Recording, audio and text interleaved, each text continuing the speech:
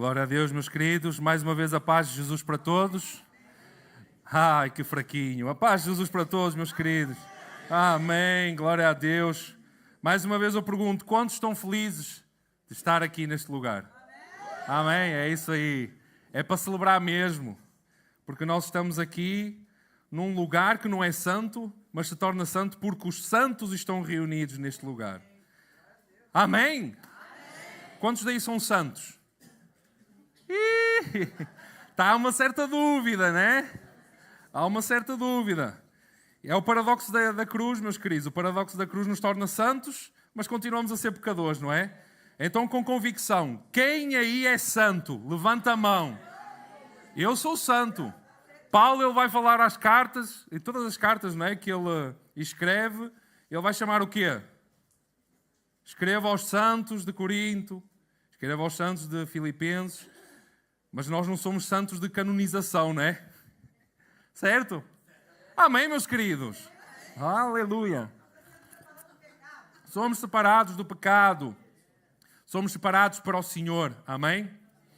Meus queridos, nós vamos dar continuidade à série dos verbos cristãos. Quem se lembra quais foram os 2 primeiros verbos que nós tivemos a falar nestas últimas 2 semanas? Cultuar e congregar, amém? Igrejar é o grande tema, não é? Imaginem um guarda-chuva, igrejar é o grande tema. E depois todos os verbos nós vamos expor, são as pequenas filetas, não é? Desse guarda-chuva. Mas antes de iniciar a pregação eu queria só orar para que nós possamos crescer em conhecimento e hoje nós iremos falar sobre o verbo discipular. Quem sabe o que é discipular? Caraca, então a pregação hoje vai ser boa porque ninguém sabe o que é discipular. Glória a Deus. Vamos lá então. Vamos orar. Paizinho, nós te queremos render graças, Senhor, porque nós não somos merecedores de estar aqui. Nós não somos merecedores de ouvir a tua palavra, das tuas bem-aventuranças, do teu amor. Mas graças ao teu Filho amado Jesus, graças à tua graça imensurável, graças ao teu amor incondicional, nós fomos redimidos e hoje podemos ser chamados de santos, porque nós estamos a ser santificados a cada dia à imagem e semelhança de Jesus Cristo, o autor e consumador da nossa fé, o nosso Salvador.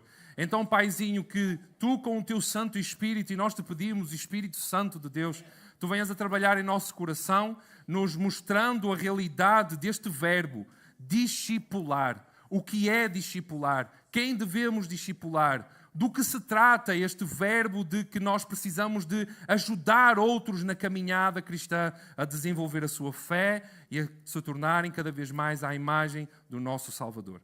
Paizinho, nos ajuda nesta tarde, retira toda a distração, retira tudo aquilo que impede de ouvir a Tua palavra, Senhor, e que nós hoje possamos mais um dia juntos celebrar o Teu santo nome.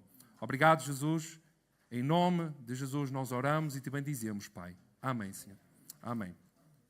Então, meus queridos, nós hoje iremos tratar sobre o verbo discipular. E não podemos falar sobre discipular sem olhar para o ministério de Jesus, não é? Porque o ministério de Jesus, ele nos mostrou que a melhor ferramenta de nós ajudarmos aqueles que estão próximos a avançar na fé, a amadurecerem, é o discipulado. Ele pegou naqueles 12 e trouxe para perto para estarem ali em desenvolvimento da sua fé. E ele trouxe um de cada lado, não é? Ele trouxe aquele que era pescador, aquele que era cobrador de impostos, aquele que era zelote. Então ele trouxe de todas as gamas, de todas as diferenças, vamos dizer assim, sociais, para perto dele, para que ele pudesse desenvolver o seu santo nome naqueles homens.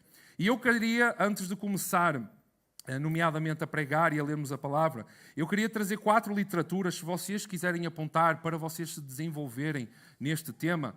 Existe um livro, 4 livros que eu quero trazer. O primeiro deles é Discipulado, que é de Dietrich Bonhoeffer. Esse livro, ele fala sobre o ato de seguir a Jesus, não propriamente o ato de desenvolver a fé em alguém, mas o ato de nós nos firmarmos em quem Cristo é. Desenvolvemos o discipulado de seguir a Jesus. Dietrich Bonhoeffer foi um teólogo alemão que inclusive ele participou daquele atentado a Hitler, aquele atentado à bomba a Hitler, que não correu como esperado, mas ele participou também nisso e ele desenvolveu boas literaturas. Então, eu quero vos deixar aqui, ele fala sobre a graça barata, o Jesus genérico, não é? Quando vocês vão comprar um medicamento, vocês escolhem ou a marca ou o genérico, não é? E ele traz essa graça barata, esse Cristo que muitas das vezes nós idealizamos em nossa mente, que não é o verdadeiro Cristo das Escrituras. O segundo livro é também do mesmo nome, Discipulado, mas é de Mark Dever. Ao contrário do primeiro livro, ele vai tratar sobre o ato de ajudar alguém ou auxiliar alguém a seguir a Jesus Cristo. Okay? E Mark Dever é um norte-americano que trabalha com as 9 marcas, que é uma da editora Fiel, e ele tem um box excelente, um box sobre discipulado, evangelismo, membresia, igreja. Então é um livro que vos vai ajudar nessa demanda de vocês ajudarem outros a crescer.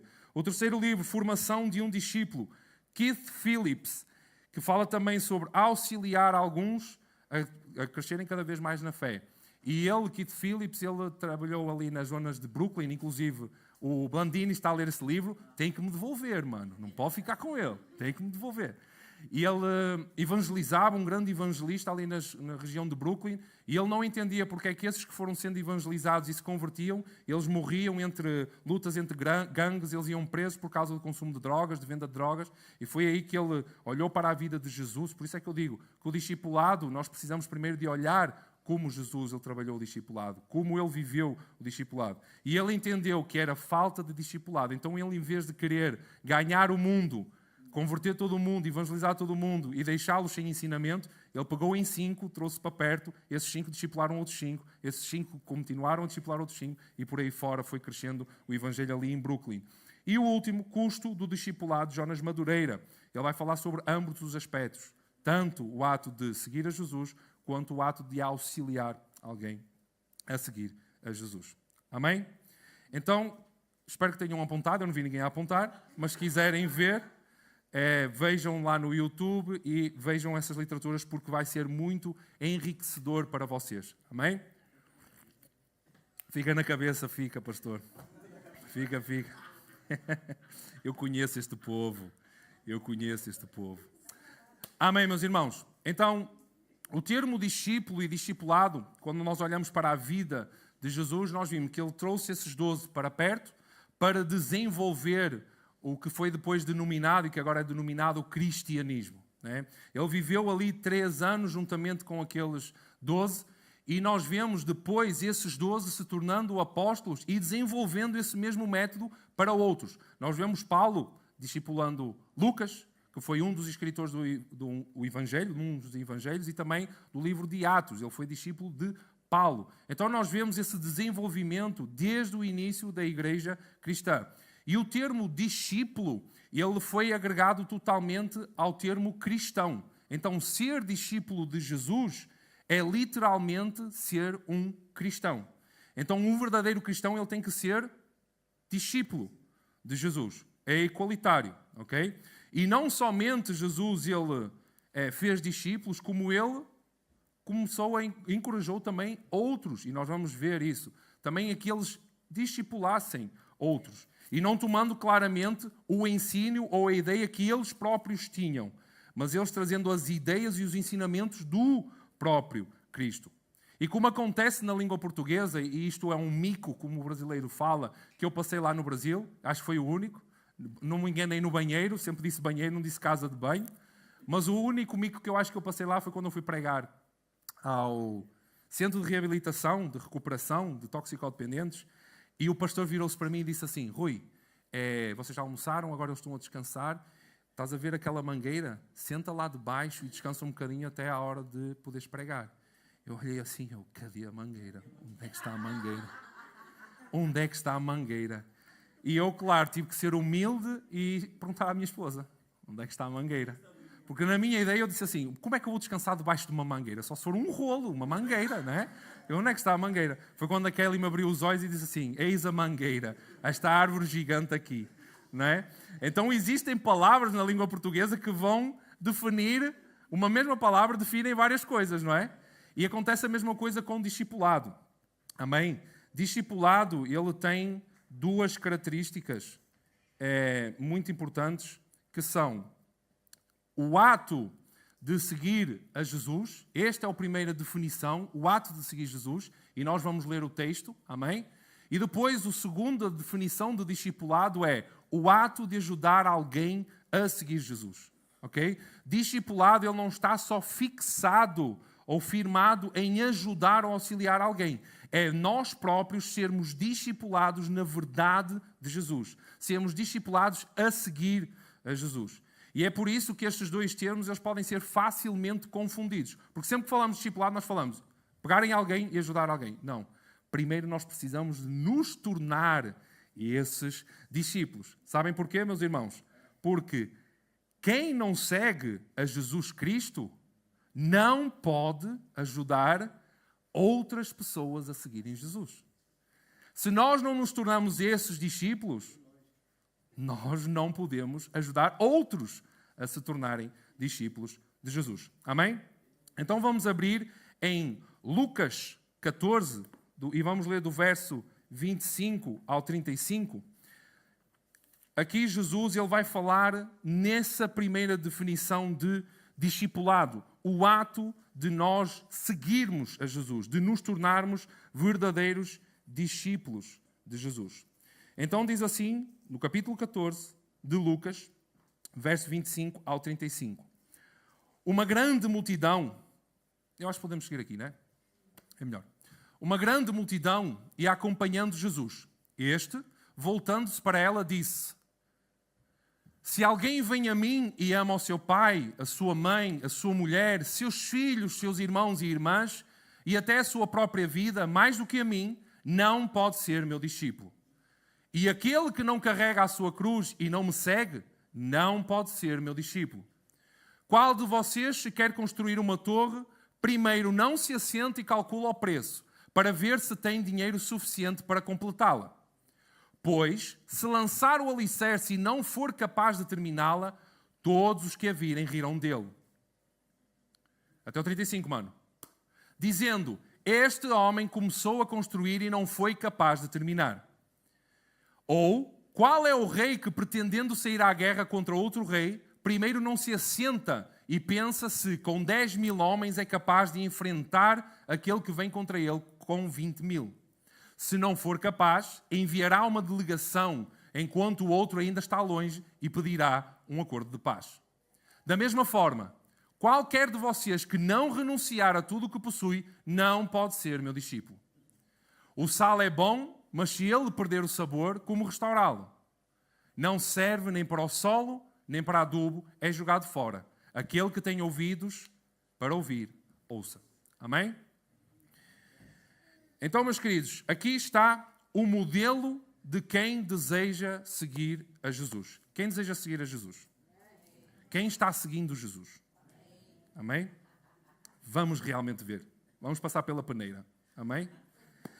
Então, para nós compreendermos, como eu falei, o discipulado como ajudar alguém a seguir Jesus, precisamos primeiramente compreender o discipulado como ato de seguir a Jesus. Amém? Então aqui vemos que Jesus estava rodeado de uma grande multidão. Certo? Foi isso que nós vimos logo no início do verso. E estas palavras de Jesus, que acabamos de ler, nos alertam de que a decisão de o seguir inevitavelmente implica um preço. Foi isso que nós vimos. Ele disse 3 vezes, não pode ser meu discípulo. Ou seja, o ato de seguir Jesus, ele vai dizer, trata-se de uma decisão. E por causa de ser uma decisão, isso terá um preço, isso terá um custo. E alto. Amém? Então, e qual será o preço? Qual é que será o custo de seguir Jesus? A partir daquilo que nós vimos, existem 3 demandas do discipulado. Seguir Jesus pressupõe amor, sacrifício e desapego. No verso 26 ele falou, se alguém vem a mim e ama seu pai, sua mãe, sua mulher, seus filhos, seus irmãos e irmãs e até a própria vida, mais do que a mim, não pode ser discípulo. Amor. Quando nós olhamos para o verso 27, e aquele que não carrega a sua cruz e não me segue, não pode ser meu discípulo. Sacrifício. E quando nós olhamos para o verso 33, ele diz: da mesma maneira, ou da mesma forma, qualquer de vocês que não renunciar a tudo o que possui, não pode ser meu discípulo. Um desapego, uma renúncia. Amém? Então, no discipulado, estas 3 demandas não podem ser colocadas de lado. Não podem ser jogadas fora. Elas têm que estar incluídas na vida de um verdadeiro discípulo de Jesus. Amém? Porque se uma delas estiver fora, desqualifica automaticamente essa pessoa a ser discípulo de Jesus. Porque ele diz: se vocês amam a mais a toda a gente e a vocês próprios do que a mim, não pode ser meu discípulo. E ele não tinha dito 2 segundos. Então, se só numa delas nós fomos reprováveis, nós somos reprováveis em ser seu discípulo. Amém? Nós vemos que em todos estes versos que eu acabei de ler, estes 3 versos, a expressão que nos ajuda a entender essa desqualificação é propositalmente este: não pode ser meu discípulo. Mas Rui, de vez em quando ou não, sempre nós precisamos de ter estas 3 demandas fixadas em nós para entendermos que nós precisamos de nos tornar assim se nós queremos ser discípulos de Jesus. Estão comigo ainda? Sim. Amém? Então, quem é que não pode ser discípulos de Jesus? Todos aqueles que prescindem de qualquer uma destas demandas. Se nós não amarmos a mais a Jesus do que qualquer coisa, não podemos ser discípulo dele. Se nós não vivemos uma vida de sacrifício, de carregar a nossa cruz, nós não podemos ser discípulos dele. Se nós não nos desapegamos ou renunciamos às coisas terrenas, nós não podemos ser discípulo de Jesus. A verdade, meus queridos, é que o discipulado começa com o recebimento do dom gratuito de Deus, a salvação. É aí que começa o discipulado. Quando nós recebemos a salvação, nós somos curados da nossa cegueira, nós somos curados da nossa surdez, e a nossa língua é quase como Marcos 8 fala sobre aquele surdo que tentava falar e implorou que Jesus o curasse. A língua dele ficou tão solta que Jesus disse assim: não falo já, não espalhe já. E ele disse: eu não me consigo controlar. Então é exatamente isso que acontece connosco. Quando Jesus ele nos salva, quando Jesus ele nos dá o dom gratuito da salvação, a nossa língua não se pode controlar de dizer as maravilhas, de dizer o quão bom o Senhor é, passando por provações, passando por dificuldades, mas Ele estará todos os dias da nossa vida conosco até à consumação dos séculos. Amém? Então, nós agora, a partir do sacrifício de Jesus, nós somos gerados em Cristo como novas criaturas. E a partir daí, nós somos aqueles que agora seguem com unhas e dentes, garras e dentes, matando-se para conseguir segui-lo, ao Mestre que nos salvou. Amém? Então, como vimos neste texto, estas palavras que Jesus estava a proferir eram direcionadas a quem? Verso 25, a uma grande multidão. E nós reconhecemos que Jesus ele tinha muitos seguidores, sim ou não? Quando nós vemos ali a multiplicação dos pães e dos peixes, eram 5.000 homens só. Ainda tinha mulheres e as crianças, não é? Então havia muitas multidões que iam de encontro a Jesus, seguiam a Jesus. Mas a grande questão é, será que todos os seguidores de Jesus realmente eram seus discípulos? Porque uma coisa é nós dizermos, eu sigo a Jesus, mas será que eu realmente sou discípulo de Jesus? Por exemplo, quando nós observamos em outras passagens dos Evangelhos, nós vemos o comportamento das multidões. Nós conseguimos observar qual é o comportamento das multidões. E nós conseguimos descobrir que elas seguiam Jesus mais pelo interesse próprio e pela curiosidade do que estava a acontecer, do que por consciência do preço inerente de se tornar um discípulo de Jesus. Nós vemos que era, Jesus cura-me, Jesus faz isto, Jesus faz aquilo. E não querer, até o jovem rico é isso. Quando Jesus disse, tu sabes as Escrituras, não sabes? E ele disse, eu sei, e ele falou as leis. Mas quando ele disse, deixa tudo e dá, ele disse assim, desanimou-se o jovem rico. Ele se desanimou. Porquê? Precisamos de nos desapegar a tudo aquilo que nós temos. Então o que acontece nas multidões, e é essa a grande diferencial de um discípulo com aquele que tem o senso de multidão. Aqueles que têm senso de que são discípulos, realmente se desapegam, amam o Senhor e vivem uma vida sacrificial. Mas quando as multidões nós vemos que até pode despertar o discipulado na vida deles, Mas como vemos com um jovem rico, isso não vai construir nada na vida do jovem rico. Não houve transformação na vida do jovem rico. Amém?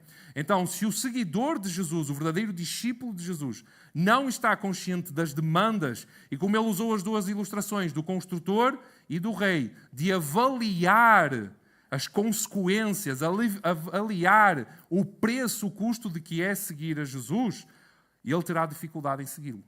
Se ele não avaliar bem, eu quero ser realmente seguidor de Jesus, então vou ter que prescindir de tudo. Vou ter que prescindir do meu amor acima de todas as coisas pela minha família. Eu vou ter que prescindir, não é prescindir, mas é largar ou colocar Deus no seu trono de glória e todas as demais coisas estarem sob o domínio de Deus. De realmente nós, se for necessário largar tudo, nós dizermos, eis-me aqui, Senhor, eu largo tudo por ti, porque tu estás-me a mandar largar tudo. Amém? Então, um seguidor de Jesus, ele precisa de entender que segui-lo exige um alto preço. Se ele não tem consciência disso, ele vai ter muitas dificuldades em segui-lo. Amém? Então, é preciso nós termos essa consciência. E esta é a razão pelo qual Jesus ele exorta esta multidão.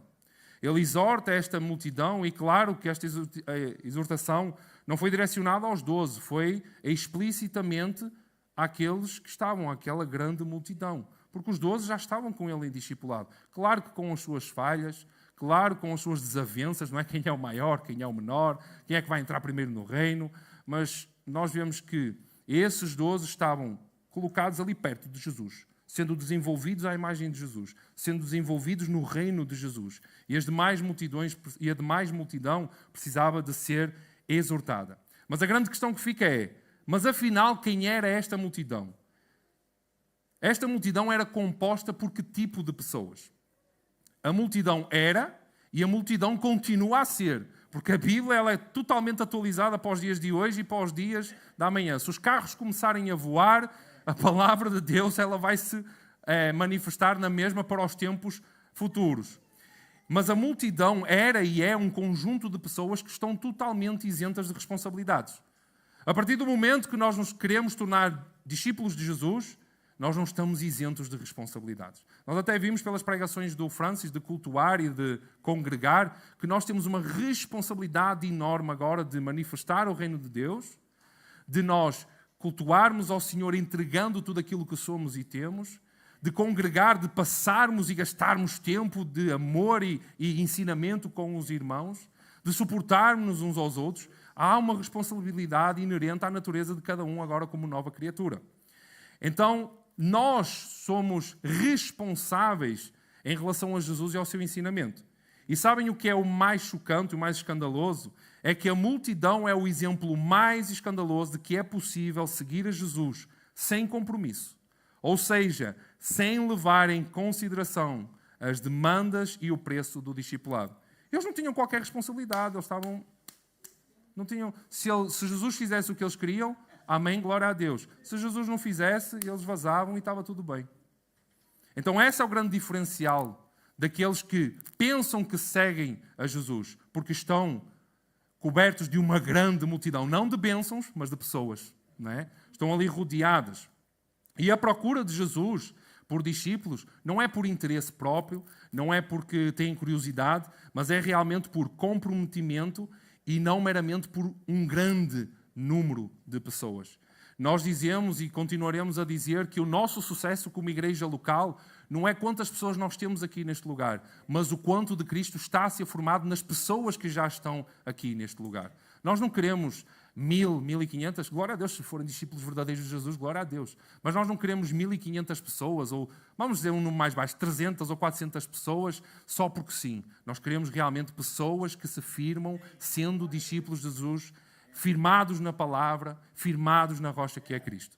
Senão não vale a pena. Nós vimos aqui, esses que pensam que querem seguir a Jesus, vão se perder, vão ter dificuldades em seguir Jesus. Então a busca de Jesus sempre foi por discípulos comprometidos com Ele e com o seu ensino, capazes de segui-lo e conscientes do preço a pagar por essa decisão.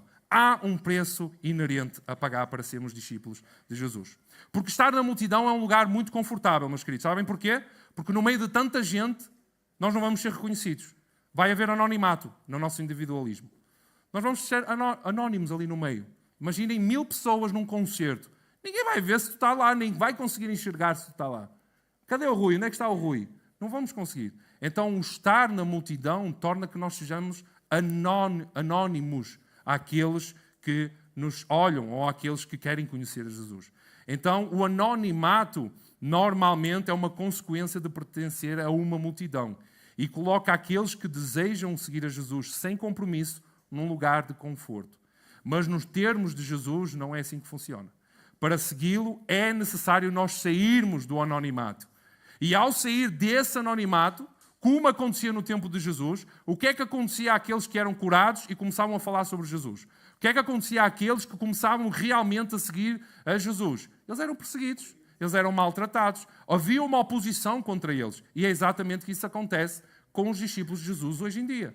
Quando nós saímos do anonimato e nós manifestamos, não só verbalmente, mas como o Francis estava aqui a orar, nós manifestamos com as coisas que nós fazemos, com as palavras que nós dizemos, com a nossa vida, nós vamos sofrer oposição por acreditar em Cristo Jesus. Nós vamos nos tornar loucos, não é? À visão humana. Mas a verdade é que é isso que Jesus deseja, que nós saiamos das sombras, que esse candelabro esteja aqui em cima, não em baixo, como a palavra de Deus diz, mas em cima, iluminando, saindo das sombras, mostrando a palavra de Deus, mostrando quem Cristo é. Amém? Então, o que é a verdadeira igreja? Quem são os verdadeiros discípulos? A igreja, a verdadeira igreja, é a reunião de todos aqueles que seguem Jesus dentro, leiam comigo, dentro dos termos dele. Dentro dos meus termos? Dentro das ideias que eu tenho sobre Jesus? Não. Dentro dos termos dele. Que seguem Jesus como ele ser seguido. E não uma multidão que simplesmente segue Jesus para seu benefício próprio. Amém? Então esta é a grande diferença entre multidão e ser verdadeiro discípulo de Jesus. Por isso é que ele vai dizer, se alguém vem a mim e não apresenta esse amor, não apresenta esse sofrimento, não apresenta esse desapego às coisas terrenas, então não pode ser meu discípulo. Isto é duro de ouvir, meus irmãos. Atenção, eu estou aqui a pregar, mas eu não sou o santo. Isto é difícil de ouvir. Eu, quando estava a preparar a pregação, eu dizia, bate com menos força, Espírito Santo. Bate com menos força, Palavra de Deus. Porque isto destrói e corrói todo o nosso íntimo, tudo aquilo que é falso em nós. Então, o verdadeiro discípulo ama a Jesus como Deus. Ou seja, acima da família e acima da sua própria vida. Mas é claro que Jesus ele não está a exigir que nós não amemos a nossa família. Pelo contrário, Jesus ensina que nós devemos de amar a nossa família. Família é projeto de Deus. Família é propósito de Deus na vida de cada um de nós. Mas o que ele está a dizer é que quando nós colocamos o amor à nossa família acima de Deus, há um nome para isso, para definir isso. Idolatria. Amém? Então, quando nós colocamos o amor da nossa família acima de Deus, no trono de Deus, isso chama-se idolatria. O verdadeiro discípulo está consciente que, além de amar a Jesus como Deus, acima de todas as coisas, ele tem também que estar consciente da oposição que haverá por segui-lo a ele e aos seus ensinamentos. Cada um carrega a sua cruz, meu querido.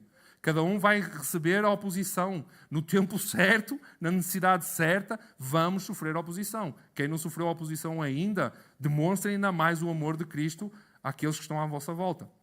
E o verdadeiro discípulo, além de ter consciência desse amor e desse sofrimento, está também consciente de que o objetivo do discipulado é nos conduzir para o reino de Cristo, nos libertando da crença de que somos o que possuímos e que temos o domínio total sobre as nossas famílias, que temos o domínio total sobre as nossas coisas, sobre as nossas finanças, sobre a nossa casa, sobre o nosso emprego. Nós não temos domínio sobre nada, meus queridos. O nosso trabalho pode se escapulir assim, por entre as nossas mãos. O nosso dinheiro, as nossas finanças podem se escapulir assim pelos nossos dedos, num abrir e fechar de olhos. Porquê? Porque quem tem todo o domínio sobre todas as coisas é Deus. Amém? É Ele. Todas as coisas desta terra, eu não vou tornar hindu, ok? Eu não vou virar para o hinduísmo, está bem? Porque eles falaram que tudo é mera ilusão. Mas a realidade é que esse domínio sobre as coisas é mera ilusão. Porque nós não temos o controle sobre nada. E é por isso que muitos de nós caem em depressão porque não têm domínio sobre as coisas. Por isso é que muitos de nós sofrem de ansiedade porque não têm domínio sobre as coisas. Porque sabem que não têm domínio, ou pensam que têm domínio, mas quando alguma coisa acontece, foi tudo à vida. Não é? Deus é que tem domínio sobre todas as coisas. Tudo o que temos é dádiva de Deus. Tudo é dele e tudo é para ele. Amém? Então, por isso é que eu falei que o início do discipulado, ele inicia com rendição e submissão a Jesus e à sua palavra. Amém? É por isso que eu disse na introdução que quem não segue a Jesus não pode ajudar outras pessoas a seguirem Jesus. Porquê? É basicamente um cego a direcionar outro cego. Não é? Eu nunca vi um cego a direcionar outro cego. Só se tiver uma bengala. Tem que haver sempre um auxílio. Uma bengala, um cão ou uma pessoa que consiga ver. Mas um cego, direcionando um cego, vai dar ruim. Vai dar problema. Não é? Vão cair os dois no abismo. Então o discipulado como ato de ajudar alguém a seguir Jesus pressupõe o discipulado como ato de seguir a Jesus. Porque da mesma maneira que o sal, como ele falou, o sal, quando ele perde a sua utilidade, nem serve para jogar ao solo, como adubo. Não serve para nada. Quando o sal perde a sua essência, ele é inútil. Exatamente como um discípulo de Jesus. Quando ele perde a sua essência, ele é inútil. Ele não serve para nada. Ele não serve para seguir a Jesus e ele não serve para discipular outra pessoa. Porque se ele perdeu a essência de discípulo de Jesus, ele não tem utilidade alguma. Então, como eu falei no início, apesar de a palavra discipulado ter estes dois termos distintos, eles são inseparáveis. Ninguém, ouçam outra vez, ninguém pode ensinar o caminho a não ser que tenha passado por esse caminho. Ninguém pode levar alguém a conhecer Jesus se ele próprio não conheceu a Jesus ainda. Se ele ainda não se tornou discípulo. E é isso que eu quero desenvolver agora um pouco com vocês. No capítulo de Mateus, no capítulo 28, que fala sobre a grande comissão, se vocês puderem abrir, Mateus 28, 18 a 20.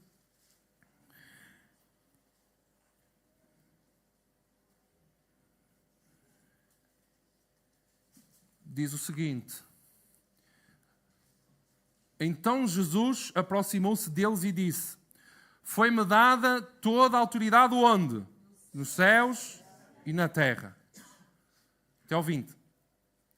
Portanto, vão e façam discípulos de todas as nações, batizando-os em nome do Pai, e do Filho e do Espírito Santo, ensinando-os a obedecer ou a guardar a tudo o que lhes ordenei. E eu estarei sempre com vocês até ao fim dos tempos. Este texto é super conhecido nosso, certo? A grande comissão. Jesus mandando os discípulos irem por toda a terra, por todas as nações, pregando o Evangelho. E nós vemos que este id, este vão, que normalmente é o que chamamos o id, né? O evangelismo, ir, ele não é uma alternativa. Ele é um mandamento de Jesus, ok?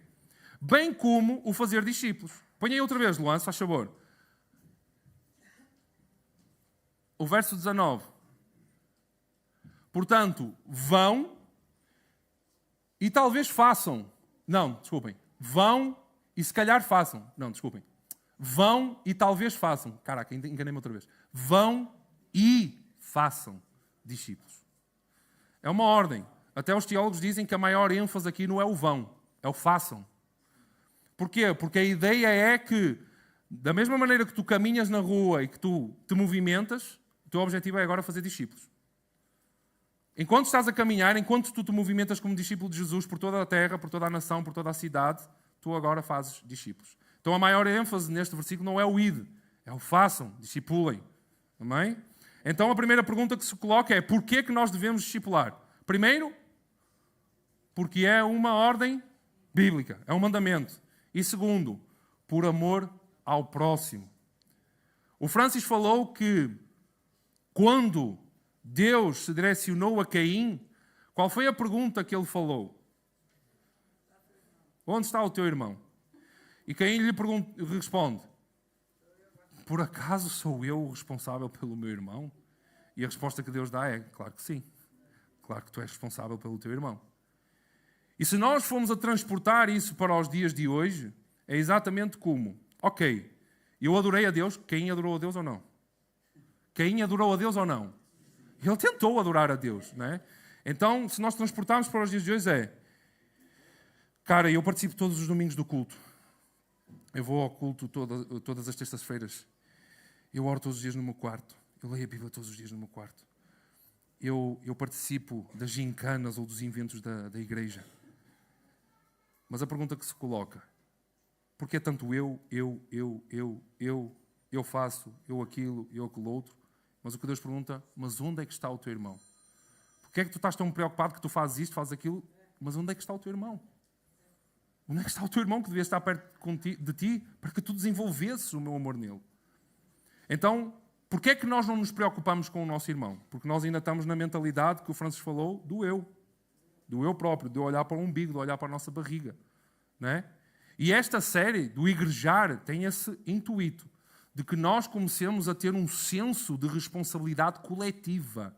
Um senso de que nós agora fomos colocados dentro de uma família, que Jesus Cristo chama de igreja. Amém? Então, esse senso de coletividade precisa de ser resgatado em nossa vida. Tudo aquilo que nós fazemos, tudo aquilo que nós somos, ele implica ou tem consequências para um todo agora. Não vivemos mais para nós mesmos. Quem não concorda comigo? Não consegui enganar ninguém agora. Quem concorda comigo? Amém? Alguns não levantaram. Meus irmãos, é a verdade. Vocês agora foram transformados à imagem de Jesus. Vocês agora pertencem a um corpo. Quem não levantou a mão, agora estou a falar para vocês. Fazem parte de um corpo, de uma família, e que vocês têm responsabilidade dentro dessa família e que vocês agora vivem em prol dessa família. Porque, deixem-me dizer uma coisa. Quando Jesus voltar, ele estiver assunto nos céus, quem é que é a noiva? Sou eu? É o pastor Carmélio? Com aqueles lindos dentes dele? Com aquele sorriso maravilhoso? É o Francis, a noiva de Cristo? Quem é a noiva de Cristo? Não ouvi. Não ouvi. Quem não levantou a mão? Quem é a noiva de Cristo? É a igreja. Então, quando nós formos assuntos aos céus, não é o Rui, não é o Cicrano, não é o Beltrano que vai casar ou consumar o casamento com Jesus. É o coletivo. É a igreja. Todos nós estamos a trabalhar para que a igreja ela seja uma linda noiva, imaculada, cheia de graça. Não é Maria, está bem? É a igreja. Imaculada, cheia de graça, maravilhosa para ter a consumação com o seu noivo. As bodas do Cordeiro. Então nós vivemos em prol de uma família agora. Nós vivemos dentro de uma família. E como o Paulo vai afirmar, cada um é um membro diferente, isso é ponto assente, somos todos diferentes uns dos outros, com dons diferentes uns dos outros, mas que cada um, com o seu dom, tem responsabilidade de edificar a igreja. Se nós temos dons, que foi Deus, o Espírito Santo de Deus que nos deu, que nos capacitou, agora esses dons são para que a igreja seja edificada. Amém? Ou não amém? Amém? Glória a Deus. Então, quando nós cultuamos e quando nós congregamos, o que é que mais nos preocupa? Será que quando nós vimos aqui ao domingo cultuar ao Senhor, o que nos preocupa mais é o quanto eu vou receber? Ou quando nós nos reunimos, seja nos pequenos grupos, eu vou dizer a agenda toda que nós temos. Pequenos grupos, nós temos encontros de casais, encontro de homens, encontro de mulheres, culto de oração, escola bíblica de adolescentes, escola bíblica de crianças, escola bíblica de júniores. Caraca, daqui a um bocado não tenho dedos para tanta coisa que a gente tem. Isso significa congregar. Isso significa nós desenvolvermos a fé uns com os outros. O que é que nos preocupa mais? O quanto eu vou receber quando eu estou ali ou o quanto eu posso doar, o quanto eu posso entregar, o quanto eu posso edificar o meu irmão? Foi interessante o último encontro dos homens. Foi interessantíssimo. Se o Gilberto não cortasse, amanhã tenho que me levantar às 5 da manhã para ir trabalhar. A gente tinha ficado lá até de madrugada, só falando, só contando testemunho, só desenvolvendo a fé uns nos outros. Alguns choraram, glória a Deus, é isso mesmo, homem também chora, eu choro, Se nunca repararam, eu choro também. Mas o importante e o que nós devemos de focar é que nós podemos sim dar algumas coisas, sejam bens materiais aos nossos irmãos. O irmão não tem dinheiro para comprar, para pagar a conta, vamos nos reunir, vamos ajudar o nosso irmão a pagar a conta. Mas o que eu estou a falar aqui não é só isso. Eu acho que isso é o mais fácil, deixem-vos dizer, porque é só abrir a carteira e dar. Agora, nutrir espiritualmente a pessoa que está ao nosso lado, isso é difícil. Esse é o mais difícil. Porquê? Porque primeiro vai implicar de nós que nós conheçamos a Jesus, que é mais difícil ainda. Nós desenvolvemos uma relação com Cristo, conhecermos as Escrituras e depois termos a humildade de ensinar aqueles que estão também na caminhada connosco. Então, qualquer um, aqui, Jesus ele estava a falar para os 12, mas ele não fala somente para os 12, ele fala para todos os discípulos. Como ele orou na sua oração sacerdotal, lá em João 17, ele fala o quê? Que todos nós possamos ser unidos, que Ele não nos deixe faltar nada, que Ele nos proteja de todo o mal, aqueles que estavam ali e aqueles que ainda viriam, que se hão de converter, que hão de me amar. Então todos nós somos discípulos e todos nós somos levantados e capazes de formar discípulos. Agora que vocês são meus discípulos, vão e façam discípulos. E a parte da nossa maturidade, e isso faz parte, e é um abrir de olhos, quando nós desenvolvemos a nossa maturidade pessoal, individual, começa a gerar na nossa natureza esse impulso de ajudar alguém também a amadurecer. Isso faz parte da maturidade. Então deixem-vos dizer, se ainda não sentem esse impulso, aproximem-se de alguém que é mais maduro, para que a maturidade desse irmão possa desenvolver em vós mesmos a maturidade para vos impulsionar a agora fazerem o mesmo por outra pessoa. Foi complicado o que eu acabei de dizer? Não? Foi explícito? Amém? Então, quando alguém se torna maduro na sua caminhada cristã, ele entende que a sua vida não é mais em prol de si mesmo. Quando um cristão se torna maduro, ele entende que a sua vida precisa gerar Cristo naqueles que professam a mesma fé. Isso faz parte da maturidade de um cristão. Então, discipulado, no segundo termo, significa nós orientarmos agora a nossa vida, e ouçam bem, é nós agora orientarmos a nossa vida em prol do outro. O Francis, ele é um bocado exagerado, eu vou dizer, ele é um bocado exagerado porque ele gosta de ir lá comer bolo, ele gosta de chegar assim do nada, mano, tem um bolo para eu comer, um café para eu tomar, mas glória a Deus que eu gosto muito de ti, mano, eu te amo muito. Mas a verdade é que é exatamente isso, é nós nos moldarmos, começarmos a moldar a nossa vida agora em prol do outro. É nós entendemos que nós agora não vivemos mais, eu vou bater nessa tecla, nós não vivemos mais para nós mesmos. Nós agora vivemos em prol de um coletivo. Eu não sei como é que ainda as pessoas se impressionam. Quando foi o apagão, mandaram lá a mensagem: meus irmãos, se alguém precisar de alguma coisa, é só dizer que nós vamos a correr à vossa casa. E muitos irmãos ficaram impressionados. Uau, a minha igreja é fantástica. Não, isso faz parte da natureza da igreja. Isso faz parte do coração da igreja. Ajudar aqueles que estão em necessidade. Ajudar aqueles santos ou não santos que estão em dificuldades. Isso faz parte, não devia de ser um espanto. Faz parte da nossa natureza agir dessa maneira. Amém? Então, nós devemos nos importar pela vida do outro. Viver em prol da vida do outro. Isso é discipulado. Formar o caráter de Cristo no outro. A segunda pergunta que se coloca é quem devemos então discipular? O verso 19 vai usar a expressão de todas as nações. Amém? Certo? Vão e façam discípulos de todas as nações. Então o que Jesus está a dizer é que quem é que nós devemos discipular? Todos. Todos. Não há cá língua, tribo, e foi esse o leque que Jesus abriu. Agora não é mais judeu, não é mais israelita, é todas as nações. Toda a língua, toda a tribo está agora inserida no corpo de Cristo. Pode estar inserida na família de Deus. Amém? Então quem é que nós devemos agora discipular? Todos. Todos esses que se vão convertendo. Amém? Então, como Jesus nos ensinou, o discipulado, ele é para todos. Amém? Mas apesar de ser para todos, ele deve ser realizado de perto. Mais uma vez, Jesus ele trouxe aqueles 12 para perto. É como o Francis falou, tão perto que eu conheço os pecados do meu irmão. Mas agora não vou usar disso para condenar o meu irmão. O que é que eu vou fazer? Eu vou usar disso para edificar o meu irmão. Ajudá-lo em disciplina. Todos estão atentos? Amém? Todos estão atentos aqui, malta? Amém? Usar disso para que agora nós possamos ajudar essa pessoa a ser transformada à imagem de Cristo. Que não seja corrompida pelo seu pecado. Então nós agora dedicamos a nossa vida e levamos a nossa vida ajudando o próximo a ser liberto dos seus pecados, da sua vida corrompida, mediante o quê? Mediante a verdade de Jesus. Não mediante aquilo que nós pensamos que é o certo ou o que é errado. E uma das dicas que eu vos posso dar é comecem por aqueles que estão tão perto, que vivem dentro da mesma casa que vocês. Comecem pela família. É maravilhoso quando eu posso me sentar com o Gonçalo e com a Bia, lendo. O Gonçalo agora já está a ler, então começa já a ler as historinhas também da Bíblia. Quando eu sento com a Kelly falando sobre algum assunto.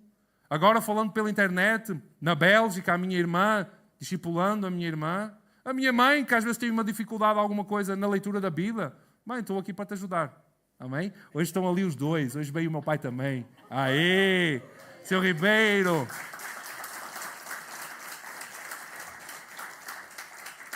83 anos de vida, olha ali, todo enxuto. Eu acho que não vou chegar tão longe, paizão, não. Não vou chegar tão longe, não. Mas é isso. As primeiras pessoas que nós podemos estar perto são aqueles que vivem dentro do nosso lar. Então comecemos pela nossa família. Têm filhos? Comecem a discipular os vossos filhos. Têm esposa? Comecem a discipular a vossa esposa. Esposas? Têm esposo? Claro, senão não eram esposas, né? Discipulem o vosso esposo. Discipulem aqueles que estão perto, os vossos irmãos, os vossos entes queridos. Amém? Então tragam para perto. Esse é o primeiro ponto. Tragam para perto essas pessoas. Mas a pergunta que eu faço, então porquê é que nós não começamos a discipular ainda? Porquê é que nós ainda não exercemos essa ferramenta poderosa que Jesus Cristo nos deu? Alguém da família, como eu falei, primeiro passo. Alguém que é do mesmo género, isso é importante, mulher com mulher, homem com homem. Amém? Todos sabem porquê? Homem com homem, mulher com mulher. Alguém que seja diferente de nós não precisamos estar à procura. Eu preciso de alguém que gosta de crossfit. Eu posso não parecer, mas eu gosto de crossfit, já me treino há muito tempo. Que gosta de crossfit. Quem é que gosta de crossfit? Então és tu que eu vou discipular. Não, não é assim. Não propriamente... Tu gostas de futebol, não é, mano? Não é? Eu odeio futebol. E agora, para a minha desgraça, o meu filho é jogador de futebol. Mas pronto, é o que é. É o que é. Então, não propriamente precisamos discipular pessoas que gostem das mesmas coisas que nós. Pode haver um elo de ligação em alguma coisa, mas não propriamente procurarmos alguém que gosta das mesmas coisas que nós. Isto são pequenas dicas que eu quero vos dar para vocês começarem a exercer esse discipulado em alguém. Alguém que tenha uma rotina parecida com a nossa. Eu, com a rotina do Gilberto, não o discipulo. Acordar 4 da manhã para ir trabalhar, mano, esquece. Não dá para mim, para te discipular. Mas há pessoas que nós temos a mesma rotina parecida em que conseguimos sentar à mesa. Por exemplo, eu tenho discipulado o filho da Viviane, o Igor. Nós conseguimos arranjar um horário em que nós sentamos à mesa, nós lemos a Escritura juntos, nós oramos, nós cantamos, se for necessário. Ainda não cantamos, porque pronto. Mas nós estamos ali num momento de mesa, edificando-nos um ao outro. Não é só eu discipulando ele, é ele me discipulando a mim também. Amém? Então, e também buscar alguém que tenha desejo, meus irmãos. Isto é o principal. Porque às vezes nós gastamos, não é perdemos, nós gastamos tanto tempo com pessoas que não desejam e nós estamos, agora sim, a perder o nosso tempo a quem não deseja. É claro que nós podemos nos aproximar, trazer para perto e tentar ajudar nesse desejo que possa florir dentro dele. Mas se não há desejo, meu irmão, passa para o outro, que há muitos a necessitar de discipulado. E aquilo que nós temos visto como presbitério desta igreja é que realmente os irmãos, agora temos uma demanda muito grande de pessoas necessitando de discipulado. Então, isto é essencial, porque nós temos muita gente querendo discipulado nesta igreja local. Então, aqueles que pensam que não podem fazer isso, que não sabem fazer isso, mano, tu está pronto, porque é o Espírito de Deus que te capacita. Amém? Então, é para que nós entendamos que há uma necessidade de nós exercermos esta ferramenta nos nossos irmãos. Amém? Então, tragam essas pessoas para perto. E mais uma vez eu repito, não há mais individualismo, ok? Tu lá e eu cá, como o Francis falou, não é? Mas é uma vida aberta aos olhos de todos. E a última pergunta é: como é que nós devemos discipular? O verso 19 vai dizer o seguinte: batizando-os em nome do Pai e do Filho e do Espírito Santo. Uma alegria que o Francis me disse é que quatro pessoas, 4 pessoas este ano vão se batizar. Cadê a felicidade da igreja?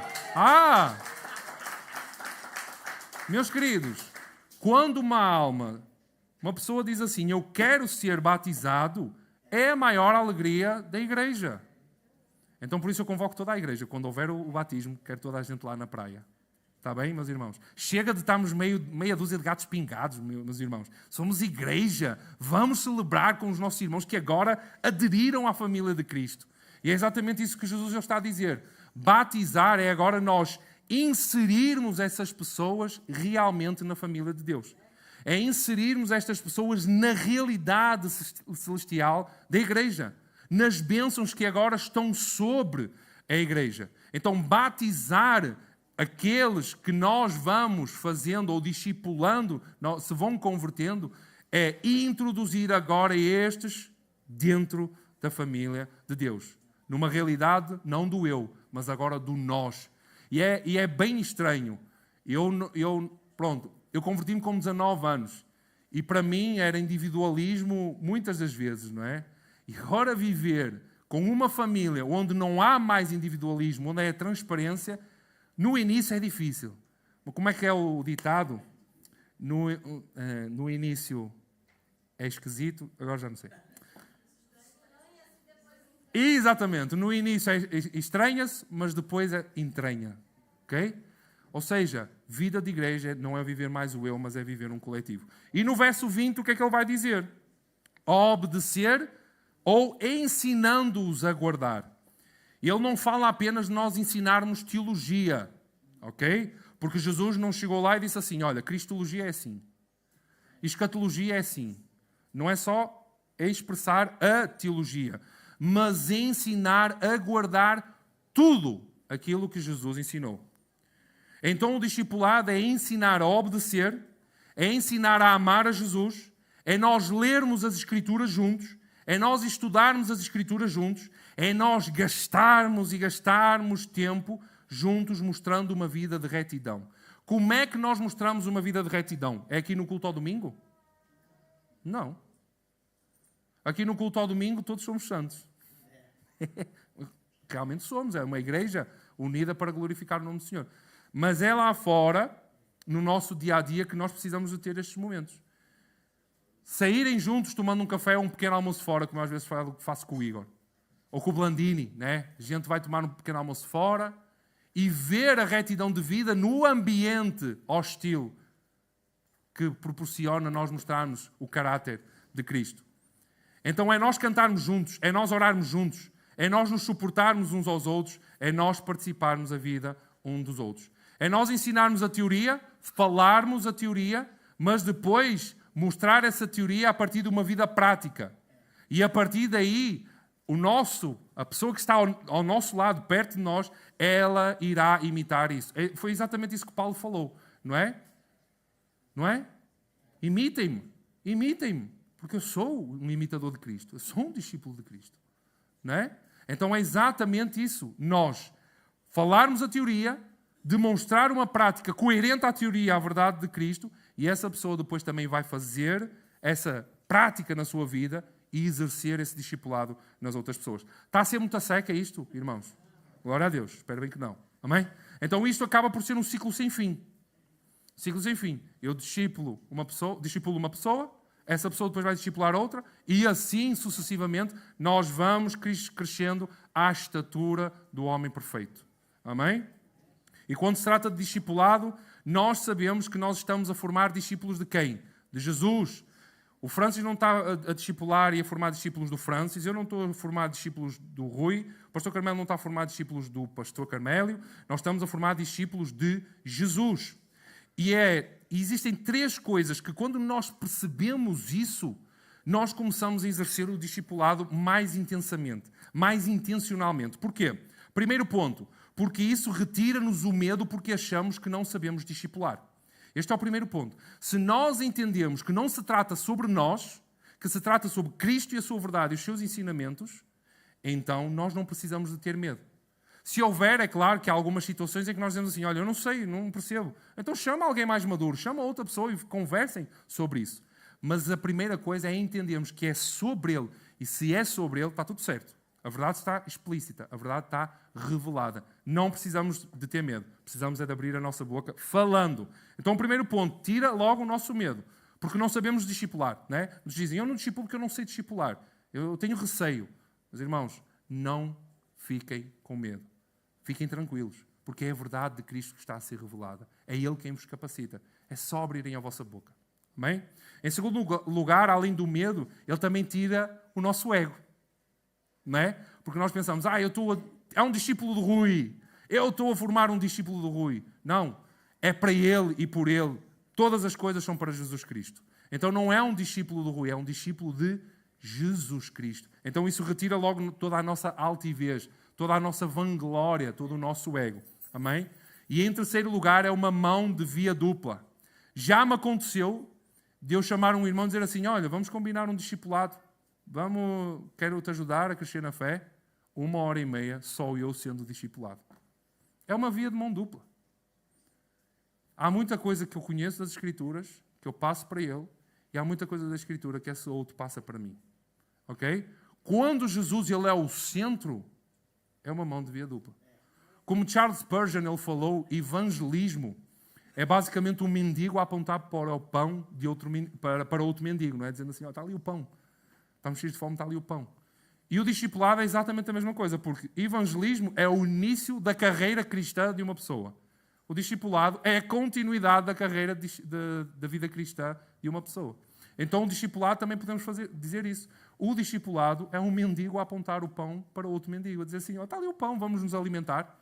Escritura, palavra de Deus, os ensinamentos de Jesus. Amém? Todos estamos na mesma condição, meus irmãos. Carentes da glória de Deus. Estávamos separados da glória de Deus e fomos restituídos à sua glória por Cristo Jesus. Então estamos todos no mesmo nível de carência de graça de Deus e amor de Deus. Então é uma mão de via dupla. São dois mendigos desesperados por alimento. Desesperados por obterem alimento para se alimentar. Para concluir, meus queridos, eu queria ler aqui uma frase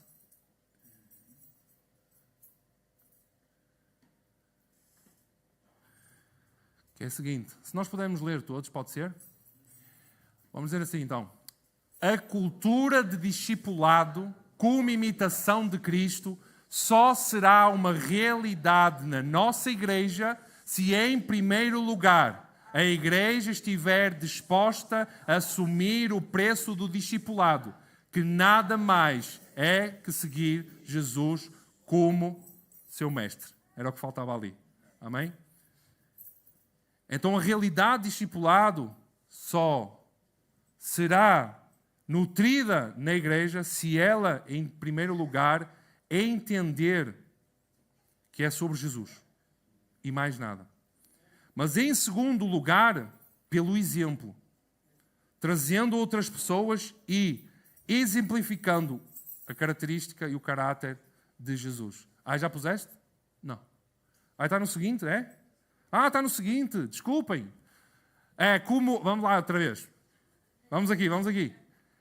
Que nada mais é que seguir Jesus como Ele deseja ser seguido e atentarmos aos seus ensinos.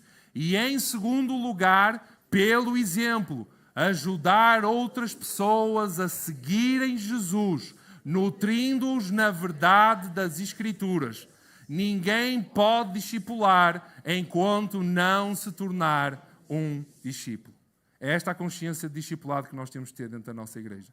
E se realmente nós queremos essa cultura de discipulado, porque, mais uma vez, existem muitos que estão carentes de discipulado dentro, não é na igreja, é dentro desta igreja, nós precisamos de perceber estas duas coisas. Amém? Glória a Deus. Vamos orar? Amém? Paizinho, nós te damos graças, Deus, pelo teu Santo Espírito. Obrigado, Deus, porque tu nos ajudas cada vez mais a crescermos, a amadurecermos. És tu quem, através das tuas Escrituras, nos libertas desse pensamento individualista, nos mostrando que nós agora vivemos em prol de um corpo, de uma família, Senhor.